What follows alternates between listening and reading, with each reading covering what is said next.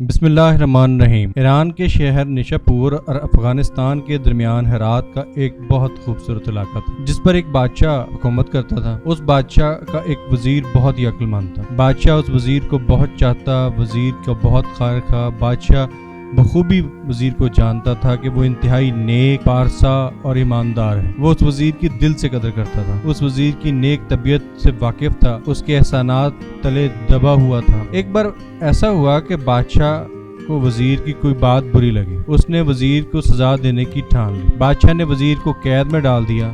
وزیر خاموشی سے اپنی سزا بھگتنے لگا۔ پڑوسی ملک کے بادشاہ اس وزیر کی سزا کی خبر سن کر اس بادشاہ کے سخت دشمن ہو گئے۔ وہ اسے کسی نہ کسی طرح نیچا دکھانا چاہتا تھا۔ اب اسے موقع مل گیا تھا کہ اس نے قیدی وزیر کو بادشاہ کے خلاف برگلانے کی کوشش کی۔ اس کا خیال تھا کہ بادشاہ نے وزیر کو قید میں ڈالا ہے تو اب وزیر کے دل میں بادشاہ کے لیے نفرت ہوگی۔ کیوں نہ انہی دنوں میں ان دونوں کی ناراضگی سے خوب فائدہ اٹھایا جائے اور اپنا الو سیدھا کیا جائے۔ یہ سوچ کر دشمن بادشاہ نے قیدی وزیر کو ایک ہمدردی بھرا خط لکھا۔ پھر اس نے خفیہ طریقے سے وہ خط قیدی وزیر تک قید خانے میں پہنچا دیا۔ جو ہی قیدی وزیر کو خط ملا اس کا ماتھا ٹھنکا۔ وہ آنے والے خطرے کو بھانپ گیا۔ وہ اچھی طرح جانتا تھا کہ پڑوسی ملک کا بادشاہ اس کی ہمدردی حاصل کر کے اسے اپنے مطلب کے لیے استعمال کرے گا۔ وزیر قید میں آنے کے بعد بھی اپنے بادشاہ کا وفادار، تو وہ اپنے بادشاہ سے بے وفائی کرنے کا سوچ بھی نہیں سکتا۔ اس خط میں دشمن بادشاہ نے اسے لکھا تھا، ہم جانتے ہیں تم قابل قدر اور نیک وزیر ہو، تم اپنے بادشاہ کے سچے خیر خواہ ہو، مگر افسوس کہ تمہارے بادشاہ نے تمہاری قدر نہ کی اور تمہیں ناحق قید کر دیا۔ اگر تم میرے دربار میں ہوتے تو ہم تمہاری اس قدر عزت افزائی کرتے کہ تم حیران رہ جاتے۔ ہم تمہیں سر آنکھوں پر بٹھاتے اور تمہیں عزت کا مقام دیتے۔ ہماری طرف دوستی کا ہاتھ بڑھاؤ اور ہم تمہارا انتظار کریں گے۔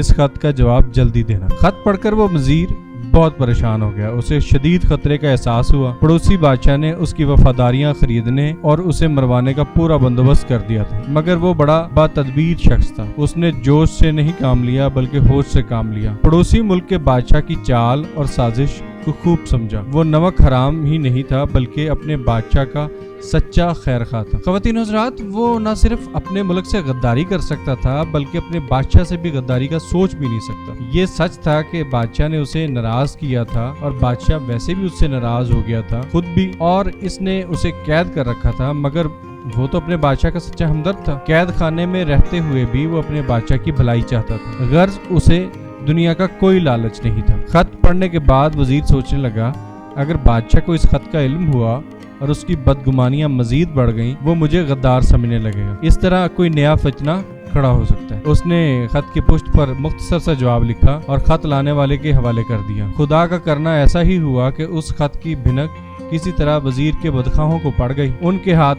تو گویا ایک سنہری موقع آ گیا۔ بھلا وہ اس موقع کو کیوں جانے دیتے، اور وہ بالکل بھی گنوانا نہیں چاہتے تھے اس موقع کو۔ انہوں نے بادشاہ کو جھٹ پٹ میں اس کے کان بھرے، اس کو بتایا۔ پہلے تو بادشاہ کو یقین نہ آیا، مگر جب چند بدخواہوں نے بادشاہ کو یقین دلاتے ہوئے کہا وہ وزیر اب آپ سے دشمنی رکھتا ہے، آپ نے پڑوسی ملک کے بادشاہ سے ساز باز کر رکھی ہے، دونوں طرف خط و خطابت کا سلسلہ مسلسل جاری ہے، اس سے بڑا کوئی اور فتنہ کھڑا ہو سکتا ہے، اس لیے فوراً اس وزیر سے پوچھ گچھ کی جائے۔ بادشاہ پہلے تو سن کر غصے سے آگ بگولا ہوا۔ اس نے آؤ دیکھا نہ تاؤ دیکھا، خط لانے والے قاصدوں کی گرفتاری کا حکم دے دیا۔ بادشاہ کے ہرکارے بھاگے اور اپنی برق رفتار گھوڑوں کے بھاگتے ہوئے ان قاصدوں کے سروں پر پہنچ گئے۔ قاصد بوکھلاہٹ کا شکار ہو گئے، بھانڈا پھوٹ جانے کے خوف سے لرزنے لگے اور بخوبی جانتے تھے کہ انہیں موت کی سزا اب سنا دی جائے۔ لیں جی، شاہی ہرکاروں نے قاصدوں اور خط کو بادشاہ کے حضور پیش کر دیا۔ بادشاہ نے بڑے دربار میں خط پڑھوا کر سنا تو حیران رہ گیا۔ اسے خود پر افسوس ہونے لگا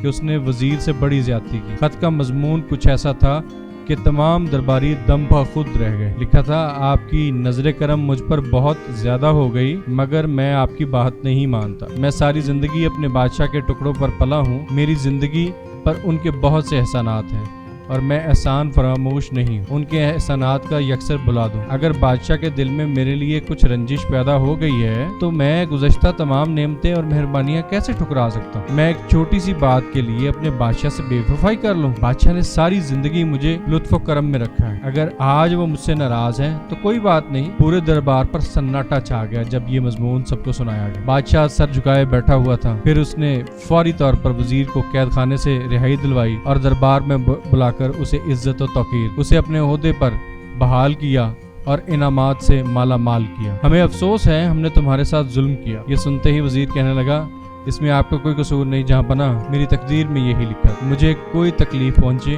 مجھے خوشی ہے کہ وہ تکلیف آپ کی طرف سے پہنچی۔ آپ کے مجھ پر بے شمار احسانات ہیں، ان کے سامنے یہ تکلیف کچھ بھی نہیں ہے۔ داناؤں کا قول ہے بادشاہ کہ مصیبت کے وقت اپنے دشمن اور دوست کو نہ جانو، اگر اس کی طرف سے تمہیں کوئی تکلیف پہنچے اسے خندہ پیشانی سے برداشت کرو، اس کا شکوہ نہ کرو۔